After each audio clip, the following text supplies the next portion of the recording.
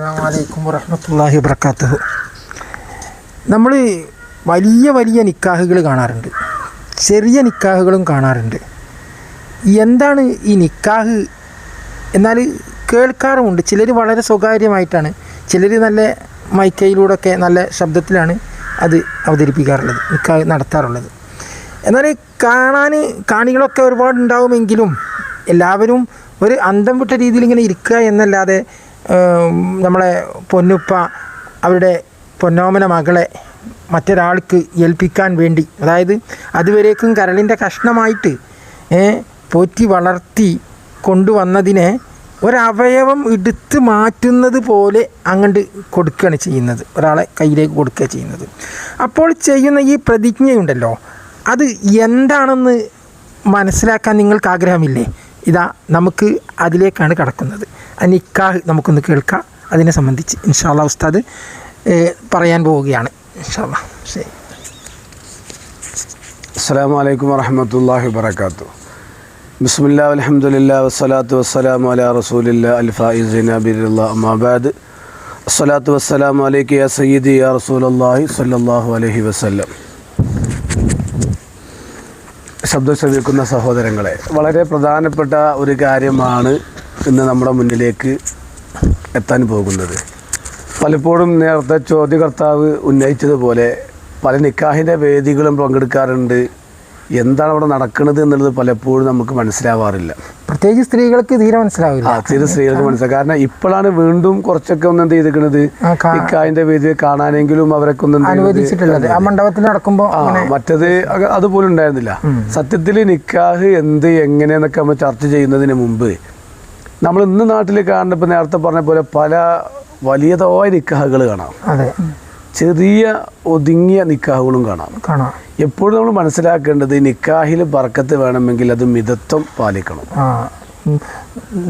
ദൂർത്ത് പാടില്ല. നമ്മൾ നമ്മുടെ ചുറ്റുപാട് പരിശോധിച്ച് നോക്കിയാൽ നമ്മുടെ സ്വന്തം ജീവിതത്തിലോ സ്വന്തം അനുഭവത്തിലോ ആർഭാടപരമായി നടത്തിയ പല നിക്കാഹുകളും പല കല്യാണങ്ങളും അത് പാതി വഴിയിൽ ഉപേക്ഷിക്കേണ്ടി വരികയോ അല്ലെങ്കിൽ ഉപേക്ഷിക്കേണ്ട രൂപത്തിൽ ജീവിക്കുന്നവരായിരിക്കാം. കാരണം നിക്കാഹിൽ എപ്പോഴും മിതത്വം പാലിച്ചാൽ അത് വലിയൊരു ബർക്കത്തുണ്ട്.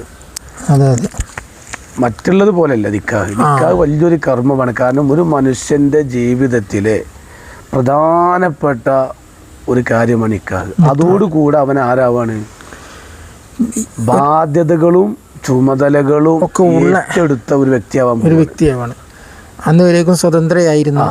പിന്നെ കുട്ടിയാണെങ്കിൽ പെണ്ണാണെന്നുണ്ടെങ്കിൽ ഉപ്പാന്റെ മകളും ഉമ്മാന്റെ മകളും ആയിരുന്നു. അവളൊരു കളിക്കുട്ടിയായിരിക്കും. എത്ര വലുതായാലും വീട്ടിൽ ഒരു കളിക്കുട്ടിയായിരിക്കും. പക്ഷെ മറ്റൊരു നിക്കാഹോടുകൂടെ മറ്റൊരു വീട്ടിലേക്ക് പോകുന്ന സഹോദരി ഇനി ഒരുപാട് ഉത്തരവാദിത്തങ്ങൾ ഏറ്റെടുക്കുകയാണ്. ചുരുക്കി പറഞ്ഞാൽ നിക്കാഹ് എന്ന് പറഞ്ഞാൽ വലിയതായൊരു ഭാരം എന്ന് പറയുമ്പോൾ ഉദ്ദേശിക്കുന്നത് ഇനി പഴയ രൂപത്തിലുള്ള ഒരുപാട് കാര്യങ്ങൾ നമുക്ക് എന്ത് ചെയ്യാൻ പറ്റൂല. അപ്പോൾ പിന്നെ ചില ആളുകളുടെ ധാരണ ഉണ്ട്, ഇപ്പോൾ നിക്കാഹിന് മഹർ കൊടുക്കുന്ന മഹർ മതി, വാങ്ങുന്ന മഹർ മതി എന്നൊക്കെ. പക്ഷേ സത്യത്തിൽ നിക്കാഹിൻ്റെ മഹർ പറയേണ്ടത് ആരാണ്? അത് സ്ത്രീകളാണ് പറയുന്നത്. കാരണം മണവാട്ടിയാണ് ഒരു സ്ത്രീ. ആ സ്ത്രീക്ക് ഇസ്ലാം അനുവദിച്ചു കൊടുത്ത ഏറ്റവും മർമ്മപ്രധാനമായ ഒരു അവകാശമാണ് ഇത് മഹർ. ആ മഹർ അവൾ ആവശ്യപ്പെട്ട് അത് കിട്ടിയാൽ മാത്രം മതി അവൾ എന്ത് ചെയ്യല്, അതുമായി മുന്നോട്ട് പോക്ക്. ബാക്കി ആരെന്ത് പറഞ്ഞാലും അവളുടെ അവകാശമാണ് ഇത്.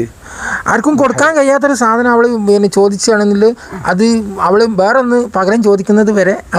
അവളുടെ ജീവിതത്തിൽ അവിടെ ഏറ്റവും വലിയ പ്രധാനപ്പെട്ട ഒരു വിഷയമാണ് അവളുടെ വ്യക്തിജീവിതം, അവളുടെ വ്യക്തിത്വം, അവളുടെ ശരീരം, അവളുടെ എല്ലാം സമയവും ശരീരവും അവളുടെ സൗന്ദര്യവും അവിടെ എല്ലാം ഒരാൾക്ക് സമർപ്പിക്കുമ്പോൾ സ്വാഭാവികമായിട്ടും അവൾക്ക് ആവശ്യമുള്ളത്, അവൾക്ക് ഇഷ്ടപ്പെട്ടത് എന്ത് ചെയ്യണം?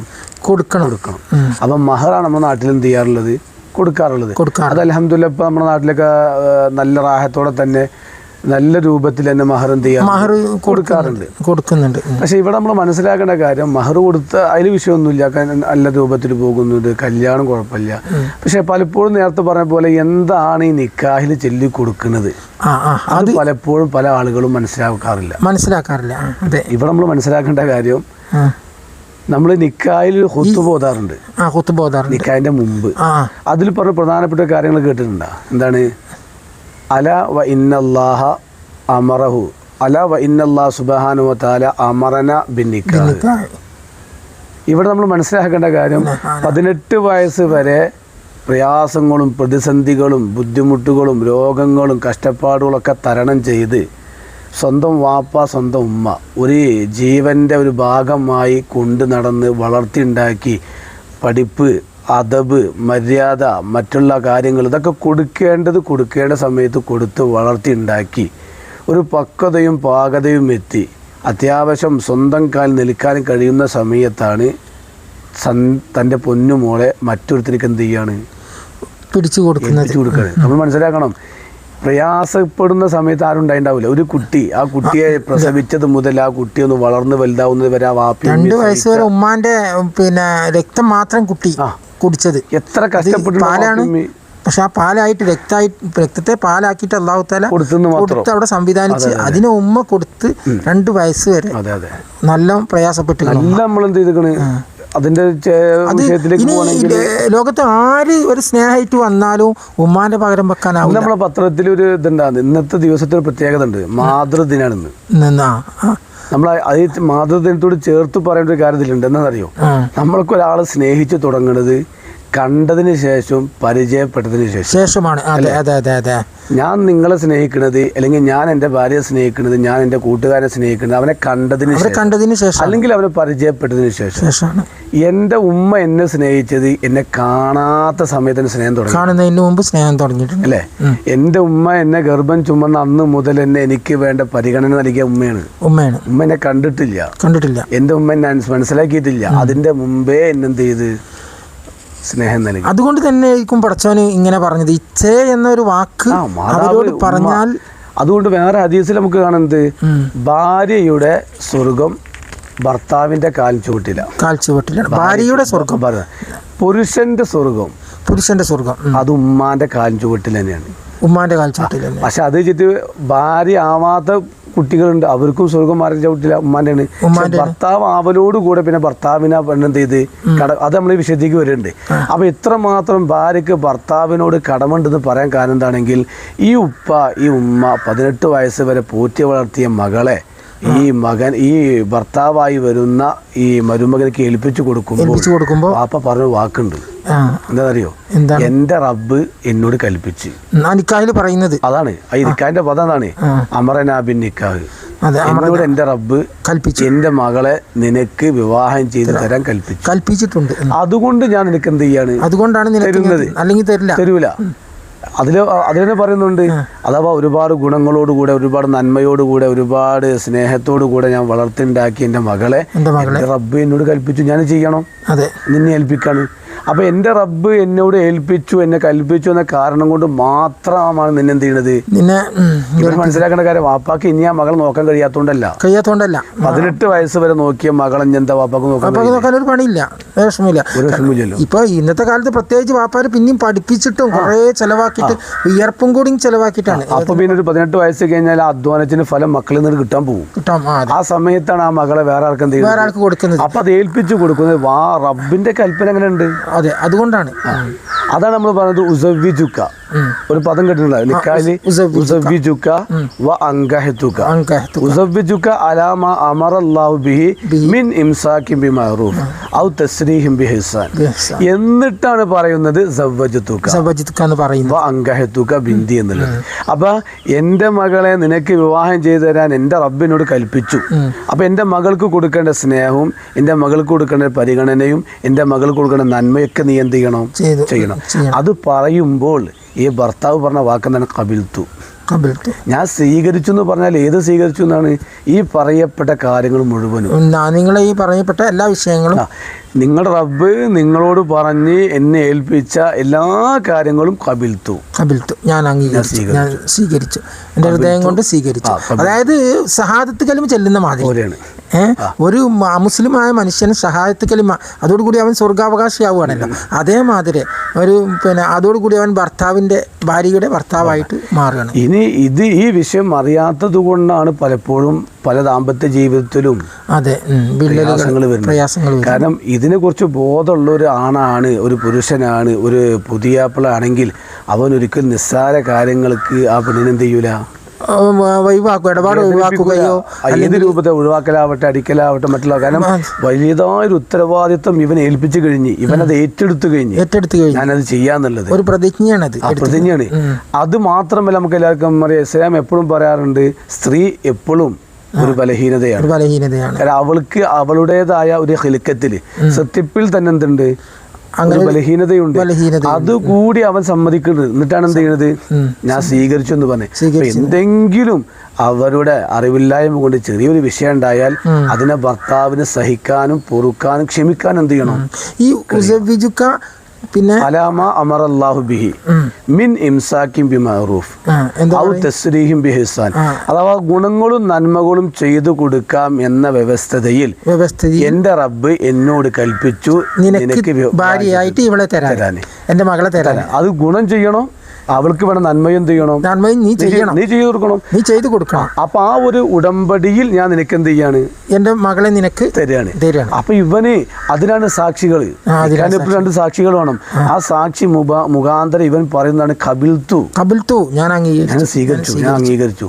അപ്പൊ എത്ര വലിയതായ ഒരു ഉത്തരവാദിത്തമാണ് അവൻ എന്ത് ചെയ്യുന്നത്. സത്യത്തില് ഇപ്പൊ ആ പറയുന്നത് അർത്ഥങ്ങളൊന്നും ഇവൻ അറിയുന്നില്ല. ശരിക്കും അറിയുന്ന ഒരാളാണെങ്കിൽ, ഒരു ഉസ്താദാണെങ്കിൽ അല്ലെങ്കിൽ അറബി പഠിച്ച ഒരാളാണെങ്കിൽ അറിയും. പറയുന്നത് ചെറിയ വിഷയമല്ലല്ലോ ഏറ്റെടുക്കുന്നത്. പലപ്പോഴും നമ്മുടെ ഇത് നിക്കാഹ് കേൾക്കാന്നല്ലാതെ പലപ്പോഴും അതിന് അർത്ഥം ഒരാൾ പറഞ്ഞു കൊടുക്കാറില്ല, ആരും മനസ്സിലാക്കാറില്ല. എല്ലാവർക്കും മുജാഹിദീങ്ങളൊക്കെ പള്ളിക്കത്തെ കുത്തുബ ഇതാക്കാൻ പറയും, പരിഭാഷപ്പെടുത്തി. ശരിക്കും പരിഭാഷ മനസ്സിലാക്കേണ്ട ഇതാണ് മനസ്സിലാക്കുന്നത്. വലിയതായൊരു ഉത്തരവാദിത്തമാണ്. അങ്ങനെ ഉത്തരവാദിത്തം മനസ്സിലാക്കിയിട്ട് ആ ദാമ്പത്യ ജീവിതത്തിലേക്ക് കടക്കുമ്പോൾ രണ്ടു കൂട്ടരെന്ത് ചെയ്യും, വിട്ടുവീഴ്ച ചെയ്യും. രണ്ടു കൂട്ടർക്കും ക്ഷമിച്ച് മുന്നോട്ട് പോകാൻ കഴിയും. പിന്നെ ഈ വിഷയത്തിൽ മറ്റൊരു സംശയമാണ്, പലപ്പോഴും പല ആൾക്കാരും ചോദിക്കാറുണ്ട്, നിക്കാഹ് ചൊല്ലി കൊടുക്കാൻ ഉസ്താദിന്റെ ആവശ്യമുണ്ടോ, തങ്ങന്മാർ ആവശ്യമുണ്ടോ. അതിൽ ആദ്യം പറയേണ്ട മറുപടി, തങ്ങളാണെങ്കിലും സയ്യിദാണെങ്കിലും അഹ്ലുബൈത്താണെങ്കിലും ഇനി ഉസ്താദുമാരാണെങ്കിലും ഒരു ബറക്കത്താക്കപ്പെട്ട നാവിൽ നിന്ന് അത് കേൾക്കുക, അത് പറയുക, അതിന് വലിയൊരു ബറക്കത്തുണ്ട്. അതിന് ബറക്കത്തും സ്ഥാനമുണ്ട്. ഒരു ബറക്കത്താക്കപ്പെട്ട ആളുടെ നാവിൽ നിന്ന് അത് പറയുക, അത് കേൾക്കുക, അത് ഏറ്റു പറയുക, അതിന് വലിയ എന്തുണ്ട്, ബർക്കത്തുണ്ട്. ഇനി പറഞ്ഞു കൊടുക്കണമെന്നില്ല. എൻ്റെ മകളെ എനിക്കൊരാളെ ഏൽപ്പിച്ചു കൊടുക്കണമെങ്കിൽ ഞാൻ രണ്ട് സാക്ഷി മുഖാന്തരം പറഞ്ഞു കൊടുത്താൽ മതി, ഞാൻ എൻ്റെ മകളെ എനിക്ക് എന്ത് ചെയ്യുന്നു, അവനക്കത് അറിയുമെങ്കിൽ അവനെന്ത് പറഞ്ഞാൽ ഞാൻ സ്വീകരിച്ചു. അപ്പൊ ഇനി തീരെ സാക്ഷികളെ കിട്ടിയില്ലെങ്കിൽ സാക്ഷി ആകെ മൂന്നാളെ ഉള്ളൂ, ഒരു പെണ്ണും പിന്നെ രണ്ടാണും. അങ്ങനത്തെ ഒരു അവസ്ഥയിൽ നിക്കാഹ് നടക്കാൻ ഒരു ആണിന്റെ സ്ഥാനത്ത് രണ്ട് പെണ്ണ് വേണം. രണ്ട് പെണ്ണ് വേറെ പെണ്ണാണെങ്കിൽ സാക്ഷിയായിട്ട് വരുന്നത് ആണുങ്ങളൊന്നും ഇല്ല, പെണ്ണുങ്ങളാണെങ്കിൽ ഒരു ആണിന്റെ സ്ഥാനത്ത് രണ്ട് പെണ്ണുങ്ങൾ സാക്ഷിയായിട്ട് സാക്ഷി വേണം, മണവാട്ടിനെ കൂടാതെ. മണവാട്ടി പറ്റൂല, അത് സൗജത്താണ്, ഇത് സൗജാണ്, വലിയാണ്. ഈ മൂന്നാളും പറ്റൂല. അഥവാ നിക്കാഹ് ഞാൻ എൻ്റെ മോളെ നിക്കാഹ് ചേരുമ്പോൾ ഞാനാണ് വലിയ, ഞാൻ പറ്റൂല സാക്ഷിയായിട്ട്. ഏറ്റെടുക്കുന്ന ഭർത്താവ് അവനെന്ത് ചെയ്യാൻ പറ്റൂല, സാക്ഷിയാവാൻ പറ്റില്ല. ഭാര്യ സൗജത്ത് അതും സാക്ഷിയാവാൻ പറ്റും. ഇവര് മൂന്നാളല്ലാത്ത വേറെ രണ്ടാൾക്കാരെന്ത് ചെയ്യണം, സാക്ഷിയായിട്ട്. ചില ആളുകൾക്ക് ധാരണ ഉണ്ട്, പിന്നെ എന്താണെന്ന് വെച്ചാൽ മഹർ കൊടുത്തിട്ട് പിന്നെ നിക്കാഹ് കഴിച്ചാൽ പിന്നെ അത് ആയല്ലോ, പിന്നെ സാക്ഷി എന്ന് പറയുന്നത് പൊതുജനത്തിന്റെ മുന്നിലേക്കുള്ളതല്ലേ എന്നൊരു നമ്മളെന്തറിയോ, മഹർ കൊടുത്തലോട് കൂടിയിട്ട് ഈ മഹർ നമ്മൾ ഈ വാക്ക് പറയലോട് കൂടിയിട്ടാണ് നിക്കാഹ് സംഭവിക്കുന്നത്. ഏത് ഈ പ്രതിജ്ഞ വങ്കഹത്തുക അല്ലെങ്കിൽ കബിൽത്തു നിക്കാഹ വതസ്വീജഹ, ഈ രണ്ട് വാക്ക് കൽബറിഞ്ഞുകൊണ്ട് ഇവർ പറയുമ്പോഴാണ് എന്ത് സംഭവിക്കണുള്ളൂ, നിക്കാഹ് സംഭവിക്കണം. ഈ നിക്കാഹ് സംഭവിച്ചിട്ട് ആ സമയത്ത് ഇപ്പൊ മഹർ കൊടുത്തില്ല കൂട്ടുക, ചില അങ്ങനെ ഉണ്ടാവും. ത്തിലേക്കാരും അതിപ്പോ ഇവിടെ കാണുണ്ടാവൂല, ഇവിടെ പറയണ്ടാവൂല. 10 പവൻ സ്വർണത്തിന് പകരമായിട്ടാണ് എന്ത് ചെയ്യുന്നത്. പക്ഷെ ആ നിക്കാഹിന്റെ വേളയിൽ മഹർ കൊടുത്തില്ല. ഇവിടെ നിക്കാഹ് സംഭവിച്ചു. പക്ഷെ ഇനി ആ ഭാര്യ അവളുമായി മറ്റുള്ള ബന്ധങ്ങൾ ഏർപ്പെടണമെങ്കിൽ അവൾക്ക് അവിടെ ശരീരത്തിനെ ബന്ദ് ചെയ്യാം. ഏത് മഹർ കിട്ടിയിട്ട് മതി, എന്റെ മഹർ എന്റെ കയ്യിലേക്ക് വന്നിട്ട് മതി എനിക്ക് നിങ്ങളെ വീട്ടിലേക്ക് വരികയാണെങ്കിൽ നിങ്ങളോട് കൂടുക എന്നുള്ളത് പറയാം. അതാണ് നിക്കാഹുമായിട്ട് ബന്ധപ്പെട്ട്. ഇൻഷാ അല്ലാഹ് നമുക്ക് ഇത് തുടരണം. ഇതിൽ ഇനി ഒരുപാട് കാര്യങ്ങൾ വിഷയങ്ങൾ വരാനുണ്ട്. കാരണം ഈ ഇപ്പോൾ നടക്കുന്ന വിഷയമാണ് ഇത്. നമ്മുടെ ഒരു ആണിനെ ഒരു പെണ്ണ് തമ്മിൽ ഇഷ്ടമായി കഴിഞ്ഞാൽ അവർ സ്വന്തം പോയിട്ട് എന്ത് ചെയ്യുക, നിക്കാഹ് ചെയ്ത് കൊടുക്കുക. അങ്ങനെ രഹസ്യ നിക്കാഹുകൾ കൊണ്ടുവന്ന് നമ്മുടെ ശ്രദ്ധയിൽപ്പെട്ട്, അതുകൊണ്ടാണ് ഞാൻ ചോദിച്ചത്. അതൊക്കെ നമ്മൾ മനസ്സിലാക്കേണ്ട കാര്യങ്ങൾ. അത് ഇസ്ലാമിക നിയമത്തിൽ എന്താണ് അതിന്റെ വിഷയം.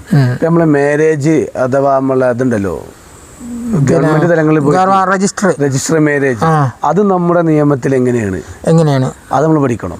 അതോടൊപ്പം തന്നെയാണ് ഇപ്പൊ ചില സമയത്ത് നമ്മൾ പലപ്പോഴും നമ്മളിപ്പോ ഈ മേഖല നിൽക്കുമ്പോൾ കേൾക്കാറുണ്ട്, വാപ്പ നിക്കാഹ് ചെയ്ത് കൊടുക്കാൻ സമ്മതിക്കണില്ല, മകളെ നിക്കാഹ് ചെയ്ത് കൊടുക്കാൻ വാപ്പ എന്ത് ചെയ്യണില്ല, സമ്മതിക്കണില്ല. ഈ കുട്ടി എന്ത് ചെയ്യും? വലിയായിട്ട് വാപ്പുണ്ട്, വാപ്പ സമ്മതിക്കണില്ല. അല്ലെങ്കിൽ വാപ്പില്ല, ആങ്ങളാരും ഇല്ല. നോക്കണം, വാപ്പില്ല, ആങ്ങളാരും. ഒരു കുട്ടിയുടെ ആള് ദത്തെടുത്ത് ഒരു കുട്ടി 1-2 വയസ്സുള്ള സമയത്ത് ഒരു കുട്ടികളില്ലാത്ത ഒരാൾ ഒരു കുട്ടിയെ ദത്തെടുത്ത്. ഇപ്പൊ ആ കുട്ടി ഇയാളെ കുട്ടിയല്ല, പക്ഷെ ഇയാളെ മൗലയാണ്. കാരണം ഈ കുട്ടിക്ക് സംരക്ഷണം കൊടുത്ത് ദത്തെടുത്ത ആളാണ്. അപ്പൊ ഇനി ഇയാൾക്ക് ഈ കുട്ടിയെ നിക്കാഹ് ചെയ്ത് കൊടുക്കാൻ വേറെ നിബന്ധനകളും ഉണ്ടോ? അതാണ്. പിന്നെ നമ്മൾ പലപ്പോഴും പറയാറുണ്ട്, കേൾക്കാറുണ്ട്, ഒരു പെണ്ണ് രണ്ടാമത്തെ വിവാഹമാണെങ്കിൽ, ഒന്ന് കഴിഞ്ഞ് രണ്ടാമത്തെ വിവാഹമാണെങ്കിൽ അവൾക്ക് സ്വന്തം അവളെന്ത് ചെയ്യുക, സ്വന്തം ഭർത്താവിനെ കെട്ടിച്ചു കൊടുക്കുക.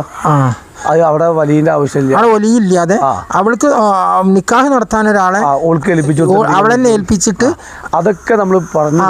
അതൊരു വിഷയമാണ്. അങ്ങനത്തെ ഒരു വിഷയമാണ് എൻ്റെ ശ്രദ്ധയിൽ ഞാൻ പെട്ടത്. വേറൊരു ഭർത്താവ് ഉണ്ടായിരുന്നു, അയാളെ ഒഴിവാക്കി പിന്നെ നടന്നൊരു വിഷയമാണ്. അതേക്കുറിച്ച് നമുക്ക് പിന്നെ അടുത്ത എപ്പിസോഡിൽ ചർച്ച ചെയ്യാം. ഇതിപ്പോൾ കുറച്ച് സമയം ആയതുകൊണ്ട് നിർത്തുകയാണ്. ഇൻഷാ അല്ലാഹ് തുടരും. അസ്സലാമു അലൈക്കും.